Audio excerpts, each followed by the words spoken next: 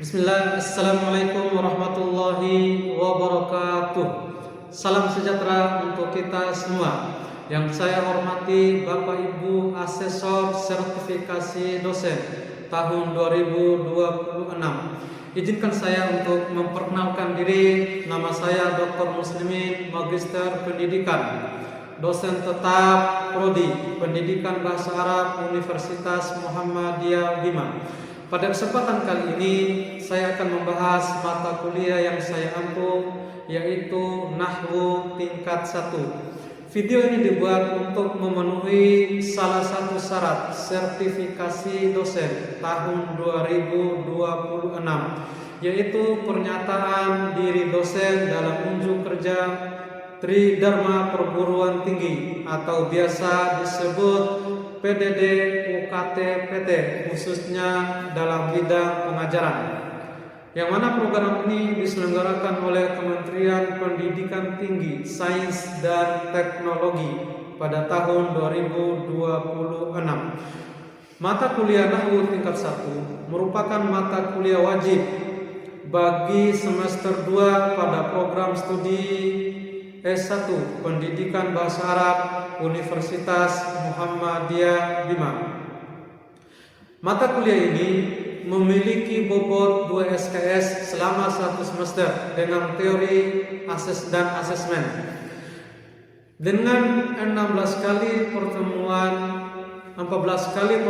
tatap muka atau teori di kelas dan 2 kali pertemuan digunakan untuk UTS dan UAS.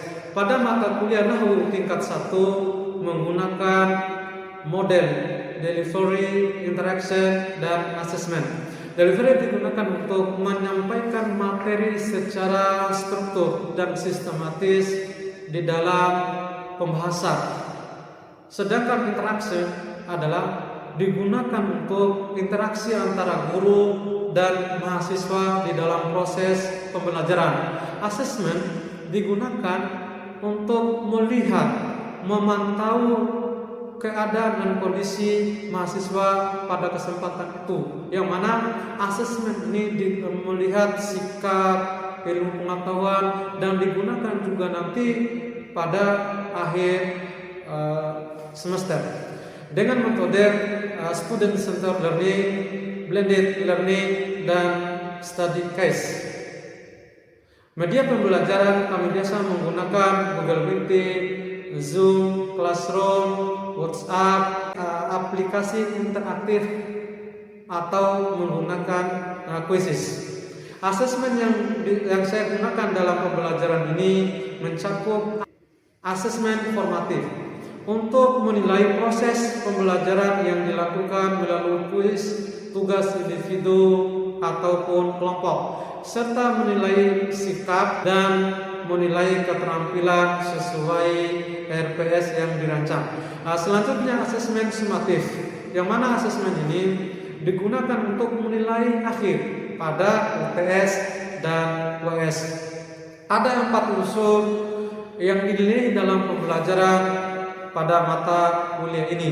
Yang pertama, sikap atau afektif, bobot 35%. Kedua, pengetahuan kognitif, bobot 30%. Dan pengetahuan kognitif ini dibagi menjadi 2, nilai ujian tengah semester atau UTS dan ujian akhir semester atau UAS. Dan yang keempat adalah keterampilan psikomotorik, 35%, meliputi tugas, diskusi kelompok, dan studi kasus. Tujuan mata kuliah ini, mahasiswa mampu memahami dan menerapkan berbagai konsep dasar tata bahasa Arab yang meliputi isim, fiil, huruf, dan berbagai bentuk i'rab sederhana, rofa, nasab, jar, zajem. Mahasiswa juga diharapkan dapat menggunakan pengetahuan ini untuk membaca, menulis, dan menganalisis teks Arab dengan baik dan benar. Ada materi pada mata kuliah Nahwu tingkat 1 ini. Yang pertama adalah kalimat, al-mufrad, jamak taksir wa i'rabuha, musanna wa jama' mudzakkar wa i'rabuha, jama' muannas al-asma'ul khamsah wa i'rabuha, asma'ul munsharif wa ghairul munsharif wa tamrinat. Capaian pembelajaran lulusan atau capaian pada program studi S1 Pendidikan Bahasa Arab yang dibebankan pada mata kuliah Nahwu tingkat 1 ada 5 CPL. CPL 1 yaitu S1, CPL 2 S4, CPL 3 KK7 atau keterampilan khusus. CPL 4 keterampilan umum, CPL 5 pengetahuan. Capaian pembelajaran mata kuliah ini atau disebut dengan CPMK. Yang pertama, mahasiswa mampu memahami, mengidentifikasi, menerapkan berbagai jenis dan bentuk isim, fiil, dan huruf, serta memberikan contoh berbagai jenis kata dalam bahasa Arab dan membuat kalimat sederhana. CPMK 2, mahasiswa mampu memahami dan mengidentifikasi berbagai jenis kata dalam bahasa Arab, termasuk isim mufrad, isim tasniah, dan jamak. Mahasiswa dapat menyebutkan dan memberikan contoh berbagai jenis kata dalam bahasa Arab, serta membuat kalimat yang menggunakan isim mufrad, isim tasniah, dan isim jamak yang benar. CPMK 3, mahasiswa mampu mengenali dan menggunakan jamak taksir, jamak muannats salim, dan jamak mudzakkar salim dalam kalimat dengan benar. Mahasiswa dapat mengubah isim mufrad menjadi jamak taksir, jamak muannats salim, dan jamak mudzakkar salim serta membuat kalimat dengan benar. Referensi yang digunakan dalam mata kuliah ini diantaranya beberapa buku yang saya desain sendiri terintegrasi dengan kearifan lokal dan beberapa referensi pendukung lainnya. Baik, berikut adalah video proses pembelajaran pada mata kuliah Nahwu tingkat 1 pada pertemuan kedua, yakni kalimat dalam bahasa Arab. Mari kita simak bersama. Assalamualaikum warahmatullahi wabarakatuh.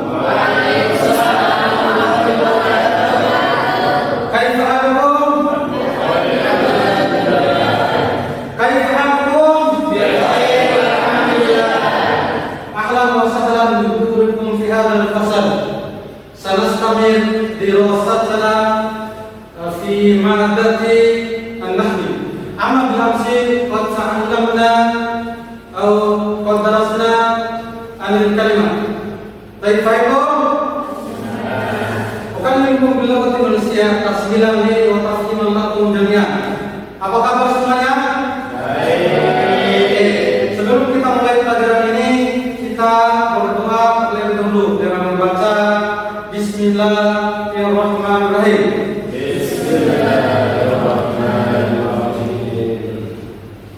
Oke, pada pertemuan sebelumnya kita sudah belajar tentang kalimat. Apa itu kalimat? Foto? Kata. Kalau dalam bahasa kita adalah kata. Dalam bahasa Arab ada berapa kalimat atau kalimat terbagi menjadi berapa? Terbagi menjadi 3. Apa saja Nadia?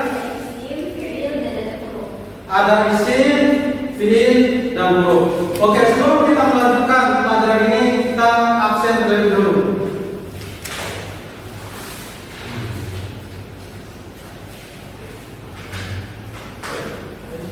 Rojais, hadir, Ijul, Aulia, Fahira. Oke, alhamdulillah semuanya hadir pada kesempatan kali ini. Oke, kita mulai pada pelajaran hari ini. Kita mulai dari kalimat. Apa tadi kalimat atau? Kata. Kalau secara keseluruhan apa? Kata yang punya makna. Oke, kata yang memiliki makna. Apa contohnya? Oke, contoh kalimat. Baitun. Ada lagi yang lain? kitabun. Ada lagi? Kolamun.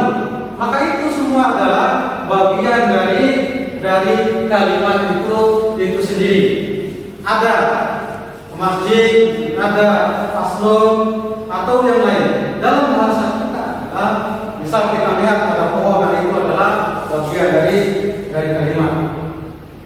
Bagaimana kita mengetahui kalimat tersebut? Maka untuk mengetahui kalimat itu ada dua. Yang pertama kita mengetahui maknanya, kita mengetahui arti dari kata tersebut. Misal kursiun.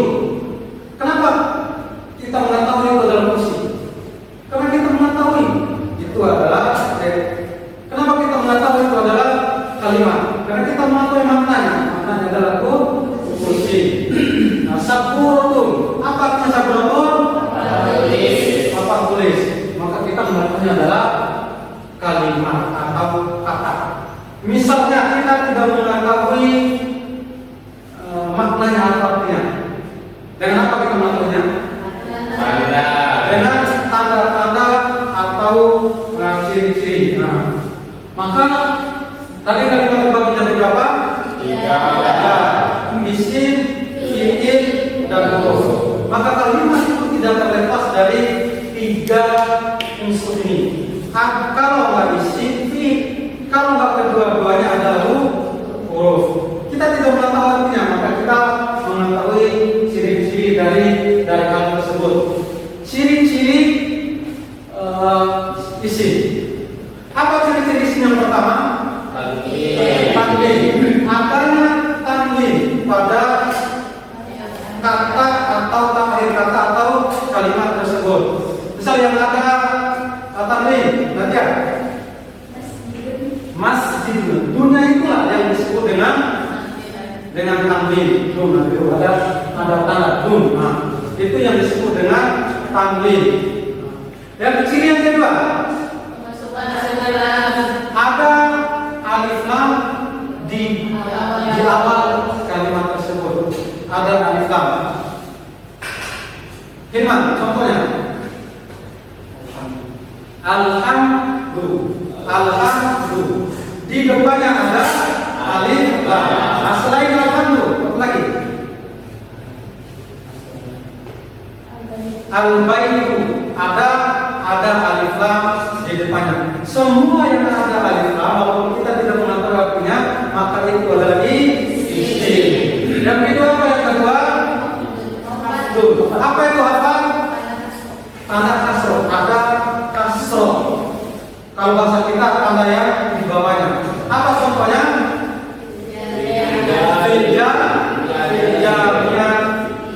Artinya itu yang dimaksud dengan kasroh.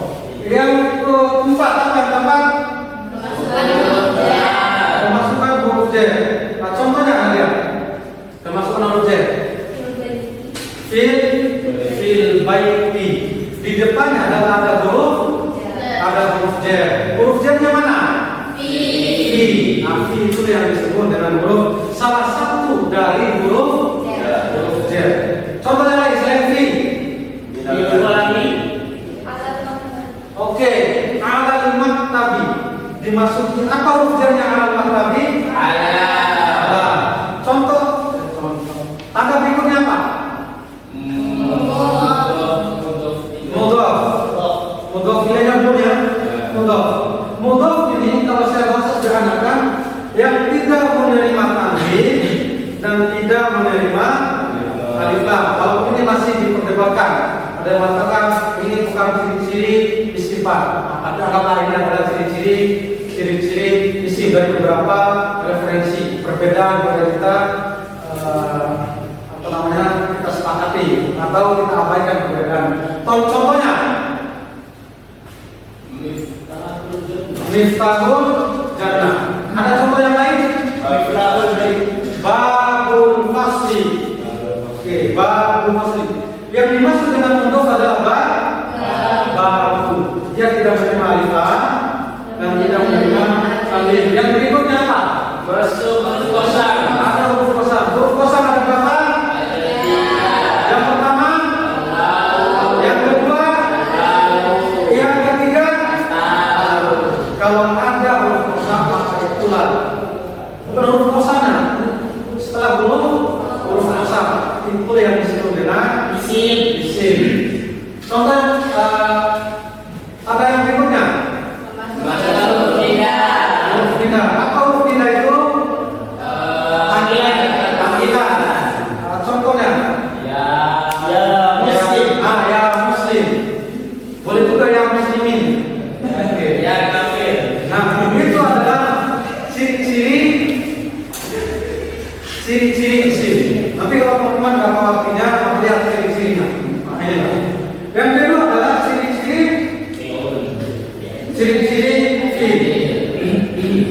fi'il. Pelajaran kita sebelumnya, apa yang dimaksud dengan fi'il? Kata kerja.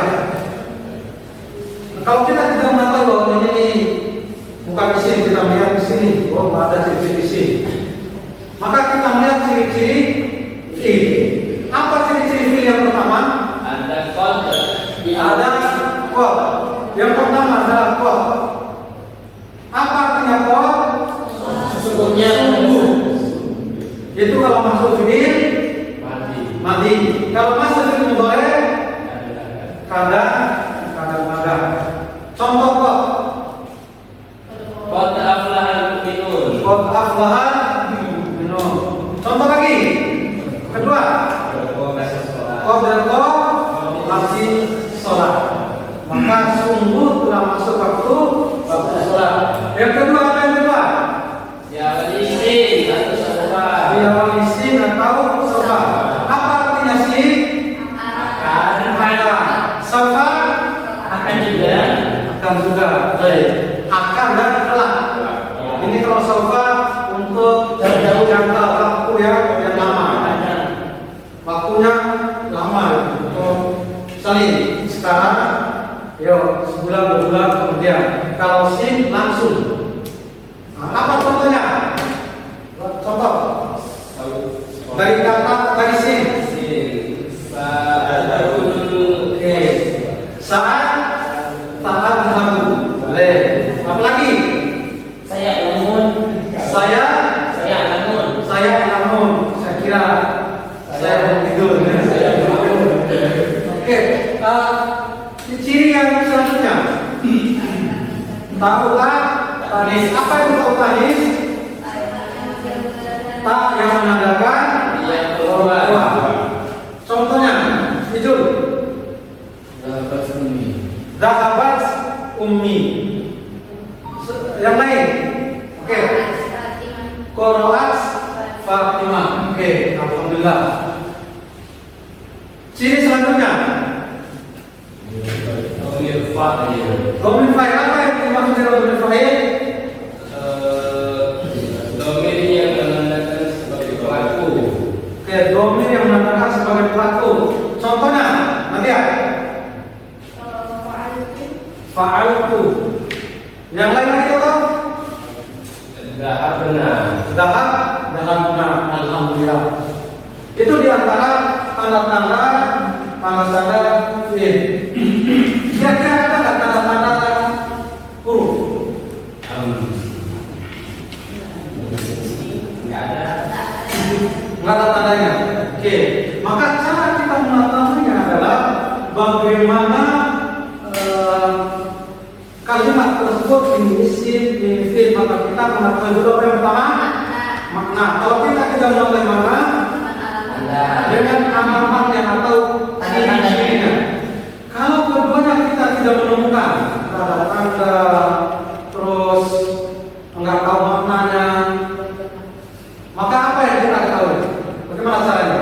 Ini misalnya ada sebuah kalimat fi, misalkan kita nggak tahu artinya. Ada fi, kita melihat nggak tahu maknanya, kita nggak menemukan ciri-cirinya. Ciri isim ada, ciri fi'il tidak ada. Maka apa yang disebut dengan fi'il? Huruf. Anggap aja segitu sebelum kita melanjutkan pelajaran selanjutnya. Yang nggak ada tanda-tanda isim, nggak ada tanda-tanda fi'il, maka itu adalah huruf. Oke, untuk basic mengetahui kita paham atau tidak. Mulai dari Bismillah dulu. Oke. Rodais. Bismi. Itu bismi berapa kata? Ada 2 kata. Yang pertama Bi. yang kedua Ismi. ismi. Abi itu apa? Ismi itu huruf. Oke, huruf. Kenapa dia huruf? Karena tidak ada tanda-tanda. Tidak ada tanda-tanda isim dan tidak ada tanda-tanda fi'il. Ismi. Isim. Kenapa dia isim? Karena ada atau tidak. Ada huruf jar. Ada tanda-tanda Isim. tanda-tanda isim. Ada berapa tanda isim? Ada 7. Di situ di bismi ada berapa? Ada 2. Yang pertama, Maksudnya, yang kedua, kofar. yang kedua adalah hufat atau kasroh. Nah, selanjutnya Allah, kotor. Isim, Pak. Kenapa dia isim? Karena dia memiliki tanda isim yaitu alif lam. Alif lam, terus Dan kasroh. dan kasroh. Ar-Rahman, Nadia,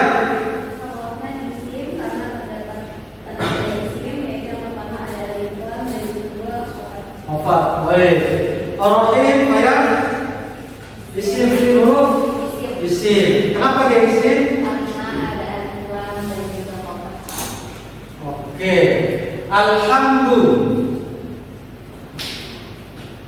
Alhamdulillah. Isim. Kenapa dia isim? Apa tandanya? Ada alif lam di awalnya, di awal kata. Lillahi. Awya.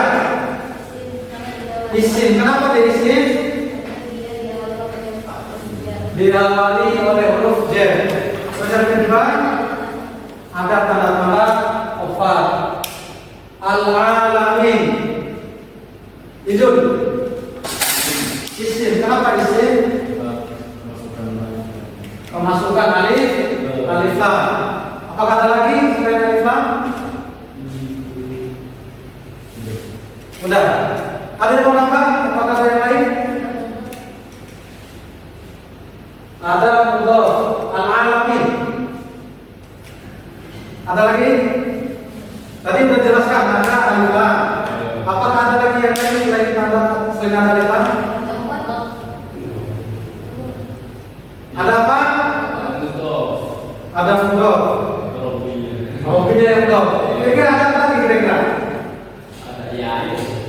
Ada Ya. boleh ada yang di sini dia ada dua al-alamin, maka mudhaf ilaih atau isim setelah mudhaf adalah kasroh. Kasrohnya al-alamin dengan apa? Ya. Yang betul. Itu kalau mana? Mantap.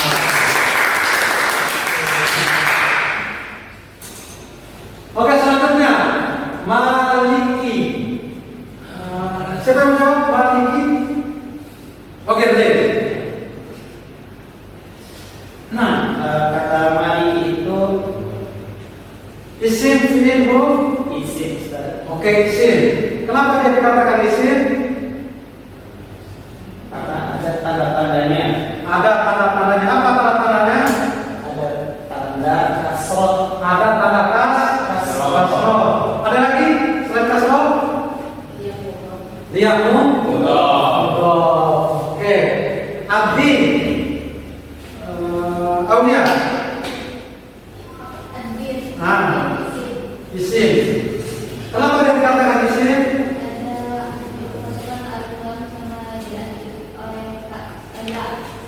Dia ada alif lam dan ada betul ada ya?